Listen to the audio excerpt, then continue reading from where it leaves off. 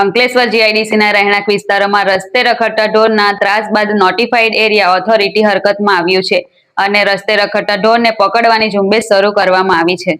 અંકલેશ્વર ઔદ્યોગિક વસાહતના રહેણાંક વિસ્તારોમાં રખડતા પશુઓનો ત્રાસ જોવા મળી રહ્યો છે.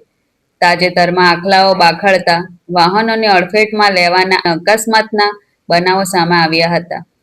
ત્યારે નોટિફાઈડ એરિયા ઓથોરિટીનું તંત્ર હરકતમાં આવ્યું છે. અંકલેશ્વર નોટિફાઈડ એરિયા ઓથોરિટી દ્વારા આજથી અંકલેશ્વર ઔદ્યોગિક વસાહતના રહેણાંક વિસ્તારોમાં રખડતા ઢોર પકડવાની ઝુંબેશ શરૂ કરવામાં આવી છે. આ ઝુંબેશ દરમિયાન ઢોર માલિકો સાથે ઘર્ષણ ન સર્જાય એ માટે પોલીસ બંદોબસ્ત પણ સાથે રાખવામાં આવ્યો હતો. આગામી દિવસોમાં પણ આ ઝુંબેશ યથાવત રાખવામાં આવશે. સાથે જ ઢોરના માલિકો સામે દંડનીય કાર્યવાહી પણ કરવામાં આવશે. નમસ્કાર,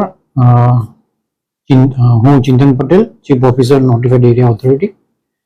આજ રોજ નોટિફાઈડ ઓથોરિટી દ્વારા ફરીથી ગાયો પકડવાનું અભિયાન શરૂ કરેલું છે, જેમાં અંદાજિત 15 ગાયો અને આખલા સાથે પકડીને તેમને વ્યવસ્થિત અને સલામતી રૂપે તેમને ભરૂચ પાંજરાપોળમાં મોકલવામાં આવે છે. આમ નોટિફાઈડ દ્વારા છેલ્લા મહિનાથી સમયાંતરે ગાયો પકડવાનું ડ્રાઈવ શરૂ છે, જેથી નોટિફાઈડ વિસ્તારમાં રહેતા પબ્લિકને અને રાહદારીઓને કોઈ પણ જાતનું નુકસાન ન થાય તેની તકેદારીના ભાગરૂપે નોટિફાઈડ વિસ્તાર દ્વારા સમયાંતરે આ ડ્રાઈવ કરવામાં આવે છે અને તે હજુ બી કરવામાં આવશે જ્યાં સુધી તેનો સારી રીતે નિકાલ અને ન થાય ત્યાં સુધી.